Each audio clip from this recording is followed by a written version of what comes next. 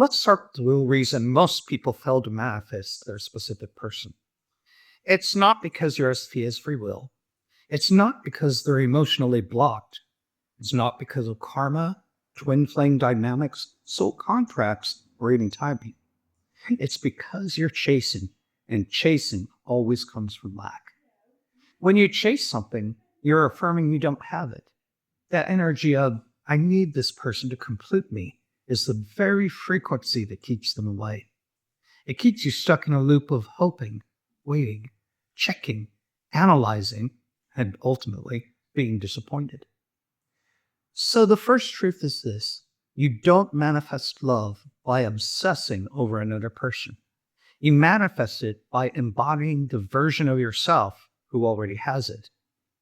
Most people think that manifesting an SP is about getting them to notice you, respond to your texts, commit, or return after no contact. But here's the reality.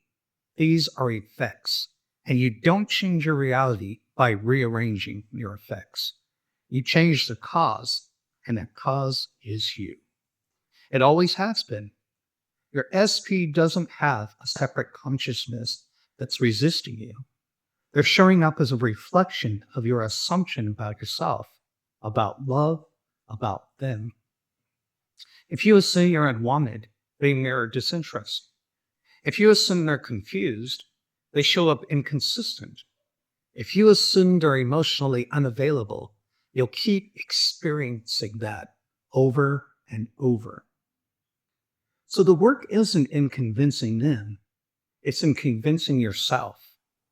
When you deeply and consistently assume that you are loved, chosen, and worthy, your entire 3D experience begins to reorganize around that assumption. Not because you're scripting the perfect dialogue or visualizing the perfect reunion, but because you're occupying the identity of someone who is already loved. Manifestation is identity-based. Your reality doesn't respond to what you want. It responds to who you are being. And if you're being someone who is still waiting, longing, hoping, that's exactly what continues to be reflected back to you. Waiting, longing, hoping. The moment you stop placing your bestie on a pedestal and start reclaiming your power, everything begins to change. But it won't change if you keep reacting to the 3D. The 3D is old news. It's a delayed reflection of your previous assumptions. When you stop reacting to their silence, their distance, or their lack of effort, you stop fueling the version of them that's unaligned. And when you persist, the version of yourself who is chosen, they must shift or fade out. That's not control. That's conscious creation. Yes, what Paul just said about assumptions being the cause, that's the foundation of everything. Your entire experience with your SP is a mirror. Not metaphorically, literally. The way they show up, the way they communicate, the way they engage or pull back, it all comes from your inner world. Not from what you're consciously thinking for 5 minutes a day, but from the dominant beliefs you hold about yourself and love. If you're wondering why your SP feels cold, or why they keep ghosting you after things start going well, or why they never seem to commit, the answer isn't in their trauma, history, or their zodiac sign. The answer is within the story you're telling yourself. Ask yourself this: who am I being in this dynamic? Am I the one who is always wanting to be picked or waiting to be picked? Am I the one who is never fully enough? Am I the one who loves more than they do? Because if that's the version of you're being, even subtly, that version gets projected into your experience. Not as punishment, not as judgment, but as perfect feedback. Your SP is not the creator. You are. And when you shift from needing then to show up in a certain way to deciding who you are, everything changes. You stop being reactive and start being directive. You start creating deliberately rather than waiting passively. The biggest mistake people make when trying to manifest their SP is staying externally focused. They analyze texts, watch tarot readings, ask AI or psychics what their SP is thinking, and none of that gets them any closer to alignment. It only deepens the illusion that your SP has the power. But the truth is, your SP's behavior is just a printout, a snapshot of what you've been assuming. And like any printout, it can be changed by editing the source file, which is you. This isn't about ego or blame, it's about empowerment.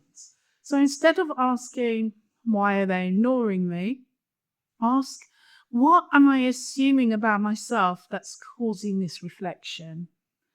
And when that answer becomes, I am chosen, I am desired, I am loved, and I am the priority, you'll be shocked at how quickly the mirror shifts.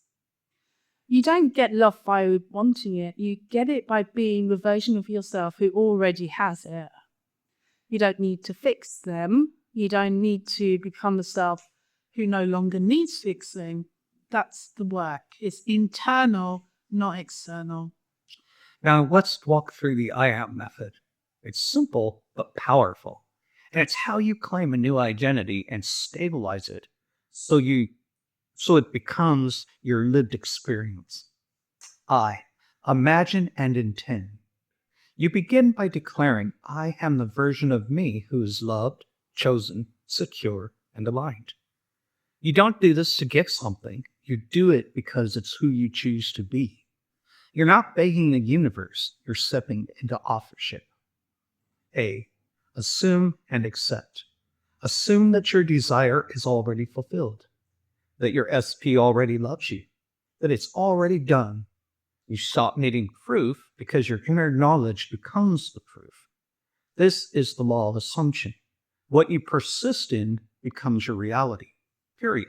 M. Move as that version. You walk, speak, and think as the person who already has what they desire. This isn't fake it until you make it. This is occupy it until it reflects. And it always does. Reality conforms to identity every time. You don't need more techniques. You don't need to manifest harder. You need to become aware of who you're being in every moment and anchor yourself in the version of you who already has the love you seek. Your SP isn't the goal. You are. Your alignment, your power, your self-concept. That's what this is all about. So here's the bottom line. You're here to choose. You're not here to chase. So choose your identity, choose your assumptions, choose the version of you who already has the relationship you desire. Stop refreshing their page. Start refreshing your perception. The moment you stop needing your SP to validate you, you start embodying the energy that draws them in effortlessly. It's not manipulation, it's not control, it's resonance. You are the cause, the initiator, the operant power. And when you truly grasp that, not just intellectually, but emotionally, you'll stop chasing results and start embodying certainty. So don't wait for your SP to show up. Show up for yourself. Decide who you are. Persist in that identity and watch the world bend to match it. If this talk gave you the clarity or shift you needed, don't forget to hit the like button. It really helps more people find the content. Make sure you're subscribed and tap the notification bell so you never miss an episode. We're diving deeper into conscious creation, identity shifting, and spiritual alignment every week. And if you got a question, a breakthrough, or even a resistance you're still working through, drop it in the comments below. We read every single one, and we may feature your question in the future video. Thanks for watching. And remember, you're not here to chase anything. You're here to choose who you are and let reality catch up. Until next time, think differently, dream boldly, and create consciously.